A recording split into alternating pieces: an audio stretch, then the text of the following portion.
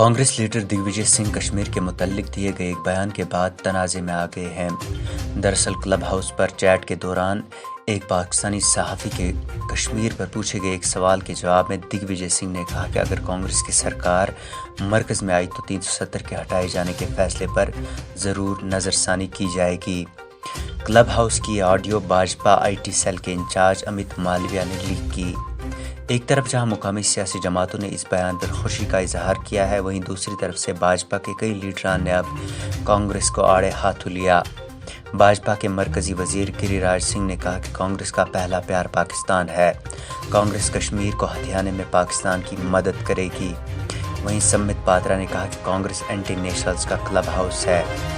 مرکزی وزیر ڈاکٹر جتیندر سنگھ نے ایک ٹویٹ میں کہا کہ کانگریس پارٹی کی یہی ذہنیت ہے جس نے کشمیر میں علیحدگی پسندی کے بیج بوئے اور وادی میں پاکستان کے مقاصد کو سہولت فراہم کی۔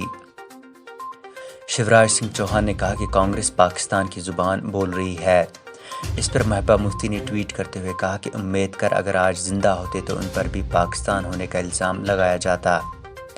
دوسری طرف سے ڈاکٹر فاروق عبداللہ نے 370 کی منسوخی کے متعلق بات کرنے پر دگ وجے سنگھ کا شکریہ ادا کرتے ہوئے کہا کہ بھاجپا کو اس فیصلے پر نظر ثانی کرنی چاہیے، جبکہ اب اس بیان کے بعد دگ وجے سنگھ اور کانگریس پارٹی نے بھی بیان دے کر صفائی دینے کی کوشش کی۔ دگ وجے سنگھ نے ایک ٹویٹ میں کہا کہ شاید ان پڑھ لوگ شل اور کنسیڈر میں فرق نہیں جان پائے۔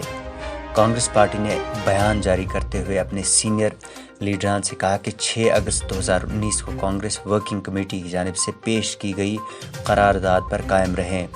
آپ کو بتا دیں اس قرارداد میں کہا گیا ہے کہ یک طرفہ اور غیر جمہوری انداز میں 370 منسوخ کیا گیا اور آئین کے آرٹیکل کی غلط تشریح کر کے ریاست جموں کشمیر کو منقسم کیا گیا۔